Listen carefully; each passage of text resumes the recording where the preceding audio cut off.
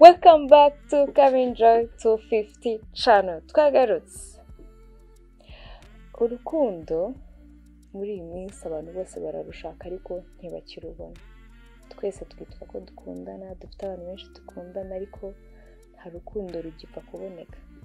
Ese wari uzi ko buriya kugira ngo urukundo ruboneke cyangwa urukundo rubone rwawe, umukunzi w'ubuzima bwawe, umwe warose w'indoto zawe, wari uzi ko ari wowe ubigiramo uruhare kugira ngo ntumubone? Uyu munsi rero ibintu nabateguriye biraza kukwereka ko hari impamvu nyinshi zishobora kuba zituma utarabona uwo muntu urota, uwo muntu w'inzozi zawe wifuza ko muzakundana. Hari impamvu utarabona urukundo. Uyu munsi tuje kuganira ku bintu 5 bituma utarabona urukundo. Icya mbere, ufata umwanya muremure cyane uri mu rugo. Inshuti zawe zirakubwira ngwino dusohoke, usanga ufite nk'inshuti, dusohoke, ngwino dutembere, ngwino tujya hanga. Oya, ndaguma mu rugo, njyewe ndumva ashaka kureba film. Mu by'ukuri nibyo, ni byiza kuguma mu rugo mu ruhande rumwe, ariko buriya iyo usohotse ushaka kujya kubyina, ushobora kujya gutembera, ushobora kujya ku mazi, ushobora kujya ahantu hatuze, ushobora gusanga wa muntu wanga ko muhura ariho ari, wa muntu w'inzozi zawe umwe urota ukunda niho ari wenda, ariko kubera ko ntubishaka, kenshi na kenshi iyo abashuti bawe ubwo ati tugende dutembere, ati kangume mu rugo. Kandi iyo usigaye mu rugo kenshi usanga uri kureba ninde wakwandikiye kuri WhatsApp, ninde wakugize gute, ugasanga n'ubundi nubwo wasigaye wabyifuzaga ariko uri alone, uri wenyine, uri kuregreta ati kuki ntajyanye mu byibura ngo ndebe. Ni byiza ko nyine uva mu rugo ugende, ujye skating, ujye hiking, utembere, ujye clubbing, ushobora gusanga umukunzi w'ubuzima bwawe ari hari. Ntabwo ari byiza kuguma mu rugo, kuko kuguma mu rugo bituma nyine utangira gutekereza ko ibintu byarangiye, ubuzima bugeze kure, ariko iyo usohotse mbese uranishima. Ntabwo ari ibyo kuguma mu rugo. Hari indi mpamvu ya kabiri ituma utarabona urukundo. Wakundanye n'umuntu, mwagize ubuzima bwiza, ariko ni ex wawe, mwarakundanye, not anymore, byararangiye. Gusa ikibazo nyine ntabwo urareka mu mutima wawe ngo umuntu agenda. Ku isura, ku magambo, mu mutwe ugaragaza ko nyine wamuretse, ariko umutima wawe wanze kumurekura. Banza umurekure. Kumurekura ni gute?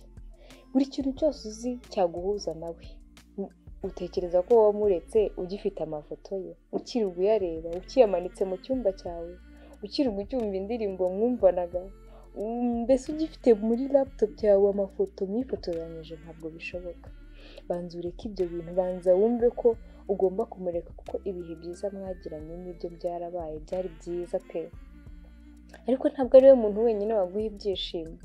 Hari abandi bantu benshi bagukunda, gusa ntabwo babona, kubera ko mu mutima wawe iyo utashye uhora ureba wa muntu. Hari na kenshi hari n'igihe ujya kuri date ukitegura, ukambara neza, utingaragare neza, ariko ugasanga wagerayo ugahita utangira gukomparinga wa muntu uhuye nawe, ati nta hantu ahuriye na wa musheri wanjye, nta hantu ahuriye na wa mu ex wanjye. Ntabwo abantu bose bahuye, nta nubwo ari na byiza ko ujajinga umuntu ako kanya ukimubona. Ushobora gusanga ariko utaramumenya neza. Wowe mu mutima wawe banza ubuhure wa muntu agende, banza umubuhure mu ex wawe, kuko we afite ubuzima bwiza, abayeho neza, yarakurekuye, ni wowe utaramurekura. Icyo ni ikintu gituma utarabona urukundo, utarabona wa muntu w'ubuzima bwawe. Ikintu cya gatatu gituma rero utarabona urukundo, ntabwo wiyitaho. Ni uri wa muntu mbese urajagaye, nta kintu bikubwiye, isura yawe, imyambarire, uburyo wambara, ntabwo bijyanye n'ukuntu wakabaye umeze. Hari umuntu ubibonaga batse kuki utameze kuriya, nyine kuki udakora ibyo bintu, kuki utiyitaho. Ntego ni byiza kuguma uri natire umeze neza, abantu bakubona neza, ariko ni byiza no kwiyitaho. Nta muntu ndabona bavuga nabi wiyitaho umeze neza. Ntabwo kwiyitaho ari ukugenda gushyireho ibintu bitagombye kuba, ariko ba smart mu mutwe, ube smart ku mubiri, use neza. Kuko ntabwo ntekereza ko umuntu azajya gukunda umuntu umeze uri shabby, umeze nawe, umeze nkaho ari homeless person kandi uri umuntu muzima. Banza wowe ubwawe wiyiteho, wikunde, n'ibikunda ukiyitaho, umuntu nawe uri hirya azakubona gukunde. Burya kugira ngo umuntu akundwe arabanza nawe akikunda.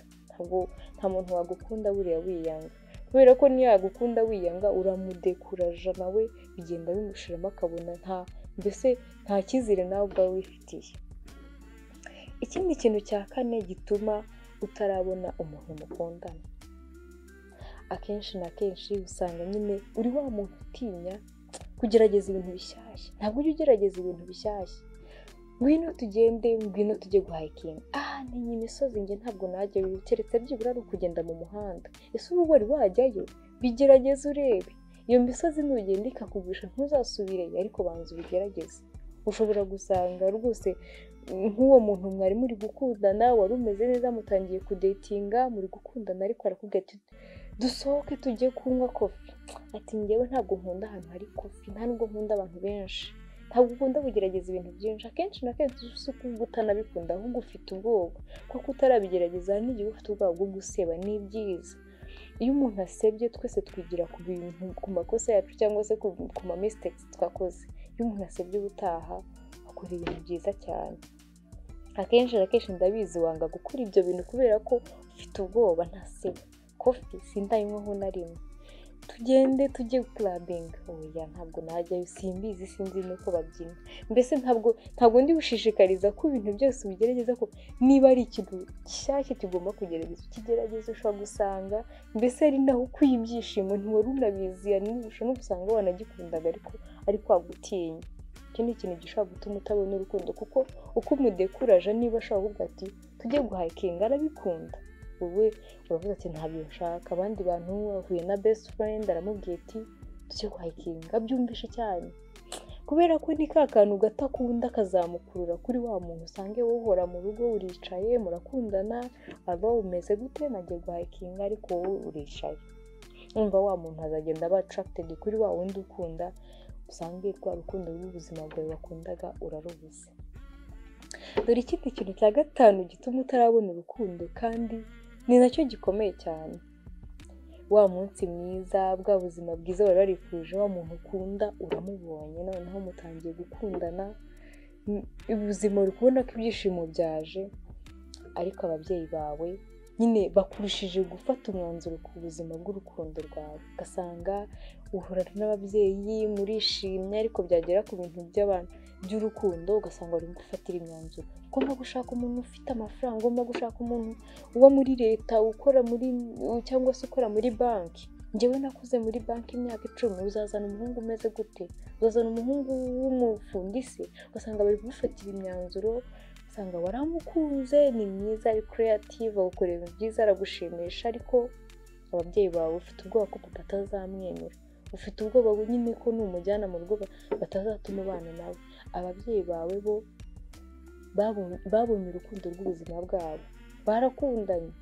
Ushobora no gusanga nubwo wenda yabaye uwo bank manager cyangwa se umukimbira, atari ko yari ameze bahura. Ese ubwiwe n'iki ko uwo muntu nubwo wenda ibyo bintu, izo karagiteri afite cyangwa se ibyo bintu bituma papa wawe cyangwa mama wawe bataba satisfied, ubwiwe n'iki ko bitazaza? Bo barakundanye, byararangiye, baranasazanye. Wowe ni wowe ugomba kwifatira umwanzuro w'ubuzima bwawe, w'urukundo rwawe, muzabana. Kuko uwo muntu w'urukundo rwawe niwe muzabana akaramata nk'uko ababyeyi bawe bameze, ariko bo bazaba baragiye. Niba gufatira umwanzuro uzahora wicuza ko umuntu mukundana ari ababyeyi bawe bamuguhitiyemo. Ni byiza ko rero wifatira umwanzuro, kandi ibyo bintu nubikora ugakora kimwe muri byo, ugahindura muri ya mitekerereze yawe, kuko ibintu byose dukora ni umutwe wacu, ni mu bwonko dutransforma tugakora. Wowe tekereza ku rukundo rwawe rw'ejo hazaza, umuntu muzabana, ugerageze kimwe muri ibyo bintu, kandi ndabizi neza uzatubwire nubibona. Wakoze kukurikirana, ni Kawe Enjoy. Ciao ciao, bye.